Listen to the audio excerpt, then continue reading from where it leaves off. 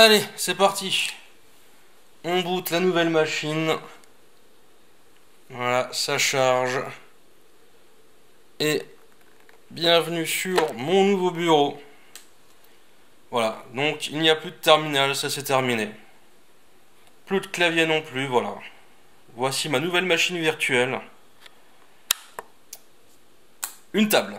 Donc, nouvelle vidéo, de quoi ça parle? Donc vous l'avez vu. Hop. On peut voir que ça parlait du flipper 0. Mais qu'est-ce que le flipper 0? Si ce n'est que ce beau sticker. Eh bien, c'est ce petit gadget qui est juste ici. Alors, qu'est-ce que ce gadget? Comme vous le voyez, si tu veux, voilà. Un petit gadget qui a besoin d'une carte SD, comme on peut le lire ici. C'est en gros un outil, oui, un appareil que j'attends depuis 2 ans, qui était en crowdfunding il y a 2 ans, et voilà, j'attendais, je l'ai enfin reçu. Le problème, c'est qu'il y a un truc que j'ai pas calculé, c'est que pour jouer avec, il me faut une carte SD que j'ai, mais qui se trouve dans le boîtier qui enregistre la vidéo. On peut pas être un génie à tous les coups. Donc là, je vous fais une rapide présentation de ce qu'il est censé pouvoir faire, mais que je peux pas encore vous montrer. Et après, on ira sur la machine virtuelle pour faire des trucs un peu plus rigolos. Ou en tout cas, préparer à faire des trucs rigolos. Donc, c'est une sorte de petit couteau suisse pour hacker, pour pentester sur la partie réseau. Même PC, enfin même, on va dire, machine en dur. Qui permet de faire beaucoup de choses. Donc, quand on démarre, voilà, on a une espèce de petit dauphin, donc ça c'est la mascotte, qui nous dit bonjour, t'as besoin d'une carte SD là en fait. Voilà, voilà. Et donc, on a 6 boutons, on a le bouton retour à droite, on a le bouton central qui veut dire OK, et puis on a 4 boutons, des flèches au bas, gauche, droite. Quand on va donc, on va y aller après, dans le système, voir les options et les programmes. Ici, on a des ports GPIO sur lesquels on peut donc faire de l'embarqué, voilà, brancher un peu ce qu'on veut, faire du prototypage de cartes. Et d'ailleurs, ils ont sorti une carte Wi-Fi que j'ai commandée là il y a quelques heures à peine, donc je recevrai un jour ou l'autre sûrement. J'espère pas d'ici 2 ans, parce que sinon je vais vraiment péter un câble. Donc il y a du GPIO ici, il y a ici de quoi lire et envoyer de l'infrarouge. Donc je peux lire de la donnée infrarouge que je peux donc enregistrer et ensuite que je peux rebalancer derrière. Ici j'ai donc la fameuse petite carte SD, enfin le port pour les cartes SD, micro SD. Et là j'ai un port USB-C qui va me servir à le charger et à le brancher sur mon PC. Et à le brancher ailleurs si on en a envie. Maintenant qu'on a fait le tour du boîtier, je vous conseille, si vous le prenez, de vous acheter, ce que je n'ai pas encore, ce que j'ai aussi commandé, le boîtier, enfin la protection qui va donc autour. Si jamais vous mettez dans votre poche, que vous jouez avec, qui tombe machin, au moins il sera protégé. Pareil, un protège écran, etc. Donc maintenant qu'on a vu ça, on va pouvoir aller un peu plus dans le système. Donc là il me dit, hey copain, je donne une carte SD, parce que sur la carte SD, on va pouvoir importer des fichiers qu'on va utiliser dans nos programmes. Les programmes, à savoir, pour le moment, sont incorporés dans le firmware. Le firmware est, lui, open source. Ouais, c'est bien. On peut donc modifier le firmware, et donc modifier les programmes, et même les supprimer, ou en ajouter de nouveaux, ou ajouter des fonctionnalités aux programmes déjà existants. On peut faire un peu ce qu'on veut, ça c'est bien. On va donc aller dedans. Donc là je suis, hop, dans le menu, je bouge un peu le boîtier pour faire une petite vérif. Ouais, c'est bon, on peut bien lire ce qu'il y a sur l'écran. Donc, on peut voir ici que je peux scanner tout ce qui est en dessous, un sub du gigahertz. Donc, on peut faire de l'écoute radio. Oui, j'ai pas de carte SD, je sais. Si vous en prenez une carte SD. Donc, voilà, on peut lire, on peut scanner des fréquences. Et en plus de pouvoir scanner des fréquences, donc là, je scanne à 433.92. Mais rien ne m'empêche de venir ici modifier la fréquence sur laquelle je veux travailler. Et puis après on peut encore configurer un peu ce qu'on veut, on peut faire la modulation, on peut... Bon, lock le keyboard, c'est juste pour si j'appuie sur les touches que ça fasse pas n'importe quoi. Et voilà, donc du coup je peux faire du scan de bandes radio, de fréquences radio. Je peux lire en dur la donnée, donc, voilà, si jamais il y a un truc qui passe. Je peux sauvegarder de la donnée, je peux en ajouter. Et j'ai même un analyseur de fréquence, bon là j'ai rien qui tourne. Il y a des manuali, c'est quoi? Ah oui d'accord, c'est des périphériques. Ok, d'accord. Donc voilà, donc on peut déjà faire des écoutes radio. Alors attention, il faut faire attention à certaines choses. Quand vous faites de l'écoute, selon le pays où vous êtes, certaines fréquences sont publiques et d'autres non. Par exemple, tout ce qui est Bluetooth, Wi-Fi, compagnie, hein, ce qui sont dans les foyers, c'est public, hein, donc on peut faire un peu ce qu'on veut avec. En revanche, certaines fréquences en France ou aux États-Unis, mais c'est différent aux États-Unis, dans tous les pays, hein, mais chaque pays a sa propre législation sur les fréquences, vont être utilisées par certaines institutions, style police, armée, les transports en commun aussi, etc. Et donc là, on n'a pas le droit, on a le droit ni d'écouter ni d'émettre. Alors émettre, ça peut se trouver assez facilement quelqu'un qui émet. Par contre, quelqu'un qui écoute, on pourrait pas croire, mais ça peut se trouver aussi. M'avait dit qu'avec 2 radars, on peut scanner et on peut entendre le tic de l'antenne qui reçoit quelque chose qu'elle n'est pas censée recevoir. Bon, j'ai pas vérifié, mais c'est du on m'a dit.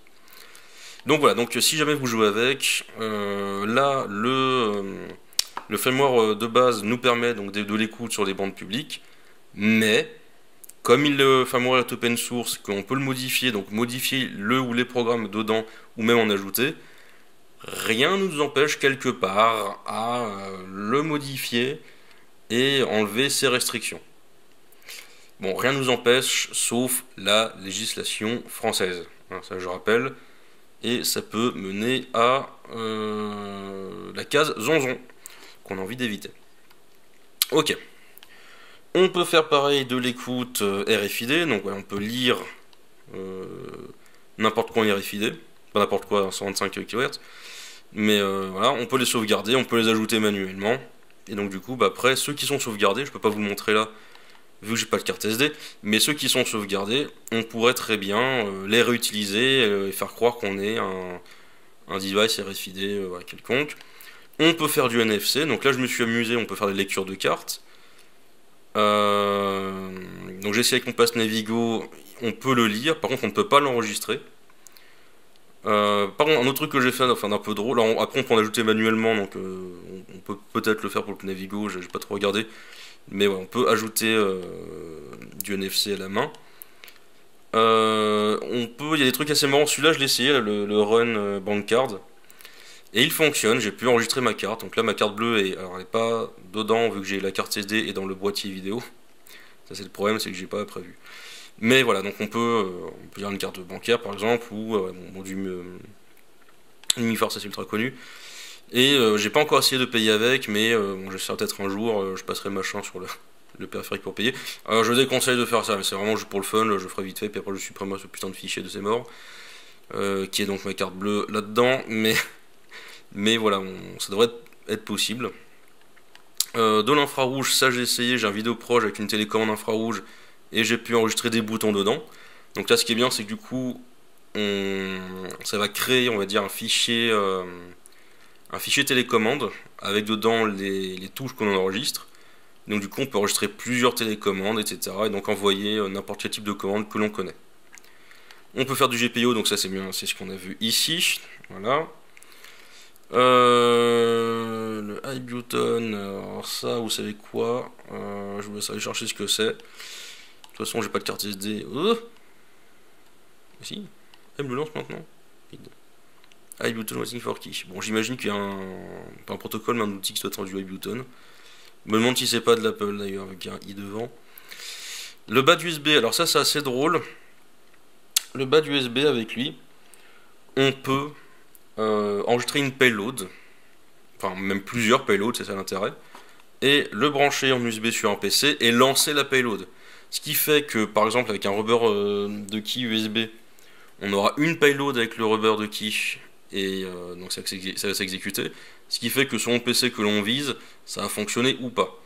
Alors que là, donc j'ai regardé, il donne 2 fichiers, bon ça ouvre un notepad et ça écrit du texte en mode bienvenue sur Dolphin, etc. Mais on peut enregistrer plusieurs payloads, on branche au PC, et après on vient choisir aussi dans le menu quel fichier on veut lancer. Comme ça, si en face de nous, on a un Windows, un Mac, un Linux, un machin, un TempleOS ou je ne sais trop quoi, hop, on peut lancer la payload qui va bien. Ou un Red Star d'ailleurs, Red Star OS, un des meilleurs OS du monde. C'est pas bien le troll. L'U2F, je peux pas le montrer, j'ai pas de carte SD, mais voilà, on peut en faire. Et après, moi j'ai des petits plugins qui sont incorporés à la con. Enfin, à la con. Le Snagem, c'est un truc à la con, mais c'était obligatoire parce que geek. Et bon, Bluetooth Remote, ça c'est sympa, on peut faire de la présentation, voilà, avec le plugin Keynote. Enfin, le plugin Bluetooth qui contient de quoi faire de la Keynote, du keyboard, du media player, de la souris. Mais après, à nous de modifier un peu tout ça. Dans les settings, on peut settingiser un peu ce qu'on veut, donc on peut activer le Bluetooth pour le connecter à notre téléphone portable par exemple. On va régler tout ce qui est écran CD, etc., l'énergie. Storage, bon voilà, j'ai que la mémoire, la flash interne. J'ai la carte SD, elle est dans le boîtier vidéo. Énergie, desktop. Et donc, le vrai intérêt de cet outil, je plaisante, mais un truc qu'ils ont mis histoire que ce soit un peu drôle et que voilà, il y ait une petite mascotte et que ça prenne un peu le vent en poupe et que ça avance bien, que ça fasse de la bonne pub, c'est ce côté un peu Tamagotchi. Où donc moi j'ai mon Tamagotchi, enfin mon dauphin qui s'appelle Zenvonge. On ne peut pas modifier le nom, il est écrit dans une ROM voilà, qu'on ne peut écrire qu'une seule fois. Donc Zenvonge, voilà, je vais devoir faire avec, je dois apprendre à aimer ce prénom. On peut, cela dit, modifier les firmware pour qu'ils lisent une chaîne de caractères et pas celui-là, si jamais vous n'êtes pas content. Mais bon. Et donc, voilà, donc on a un espèce de petit dauphin Tamagotchi. Et donc, quand on fait du hack, du pentest, enfin ce que vous voulez, quand on fait des actions, son niveau va monter, son mood va être modifié aussi. Et donc, du coup, voilà, il y a tout ce côté un peu drôle où on est une sorte de compagnon de poche qui a des états selon ce qu'on fait, etc. Bon, c'est vraiment histoire de faire la pub aussi de cette fonction Pokémon de ses morts, mais bon voilà, elle est dedans et puis c'est tout.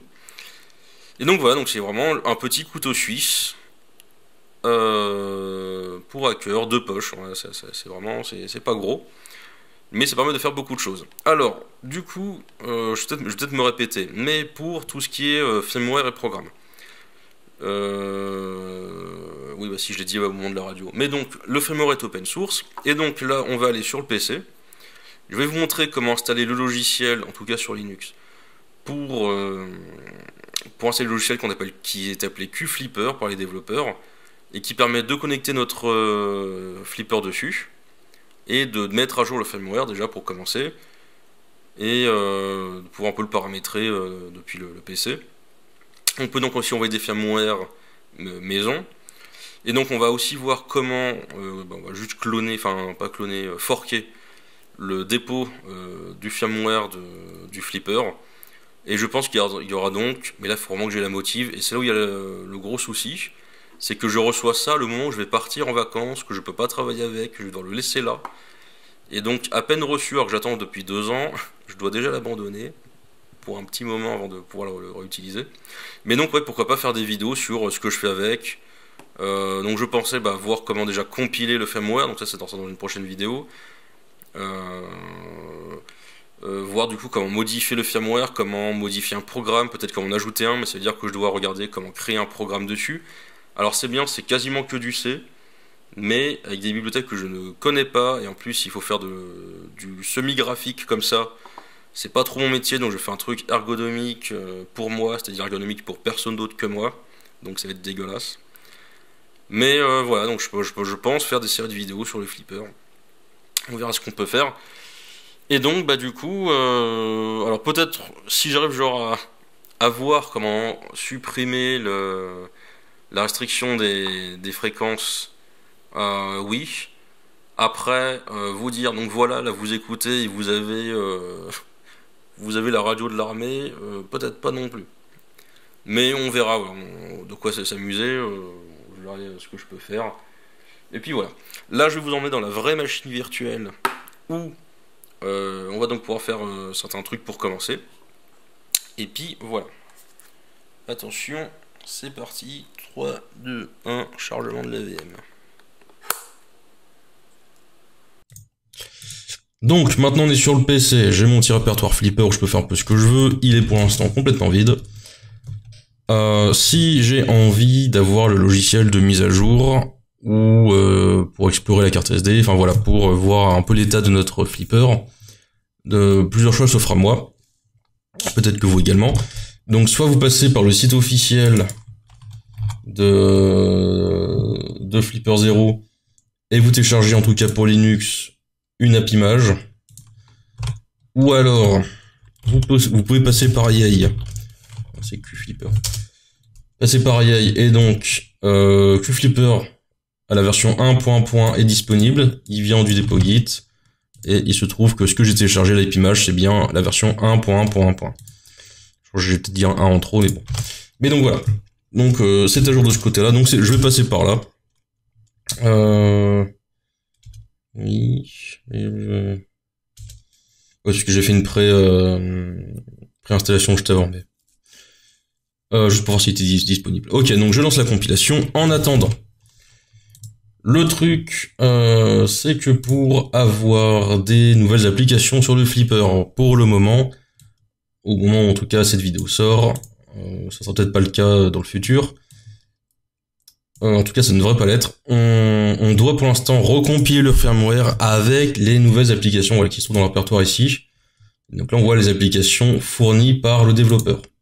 Si vous voulez faire une modification, ajouter une application ou supprimer une application parce que vous vous dites bah j'en ai rien à foutre, il faut donc recompiler le firmware. Pour commencer à faire ça, vous allez... Je vais voir quelque chose. Ah oui, il y a beaucoup de... Juste dans le doute, je vais les prendre aussi.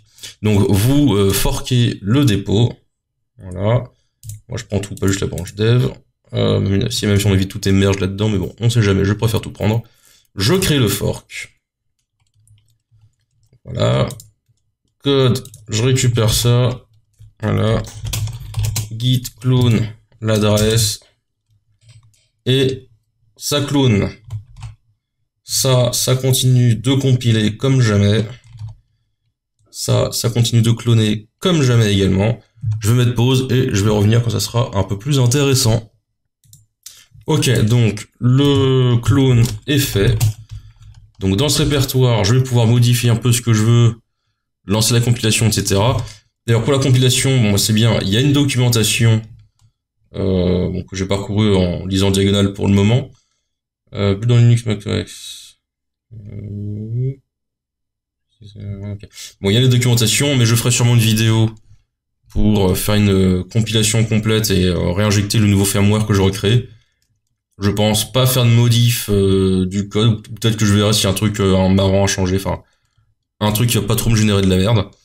On peut voir que dedans c'est à 87% du C, il y a un peu d'HTML, un micro-poil de C++, un micro-poil de Python, un super micro-poil de PHP, et un atome d'assembleur, enfin d'assembly, mais moins de 0,0%, peut-être 0,09, mais il y a un micro-poil d'assembly. Ok, donc on verra comment faire ça la prochaine fois. Là je vois un makefile, ça sent bon. Ça sent bon les mecs. Ça sent peut-être pas si bon que ça le makefile. Un jour, vraiment les thèmes des conditions. Ok, bon, ouais, il y a déjà, okay. C'est bien, au moins, ils préviennent. Ok. Bon, on verra ça pour la prochaine fois. De ce côté-là, ça me demande le mot de passe, et voilà, l'installation est donc faite. Je peux donc, voilà, exécuter QFlipper. Ouais, on peut faire ligne de commande aussi. Et donc QFlipper, je lance. Hop. J'ai ça, alors je peux pas agrandir. What a shame. Donc là, ça demande de connecter mon flipper. Je vais le faire immédiatement. Hop. Comme je suis sur VMware, pour le moment, j'ai un petit pop-up à la con qui s'ouvre. Je dis que je veux connecter à la machine virtuelle. Donc c'est là où je suis là. Ok. Et voilà. J'ai la connexion qui se fait, etc. Et ça, c'est parce que j'étais sur le vidéo proche. Ah oui, d'accord, ça affiche l'écran. Oh, j'ai pas vu ça. Donc voilà. Et là, j'ai mon petit Zenvonge, qui s'appelle comme ça. Voilà, Zenvonge, qui est là. Et on pourra voir pour les prochaines fois ce qu'on peut faire. Il est à jour sur la version 0.62.1 et on s'amusera à faire des choses pour la prochaine vidéo. Voilà, donc j'espère que j'aurai le courage de travailler dessus et de faire des trucs intéressants, alors que ce soit vraiment des trucs tout cons, comme des trucs je me dis tiens là c'est vraiment intéressant, mais ouais, j'essaie de montrer des trucs par-ci par-là. Je vous dis donc, eh bien, à la prochaine vidéo.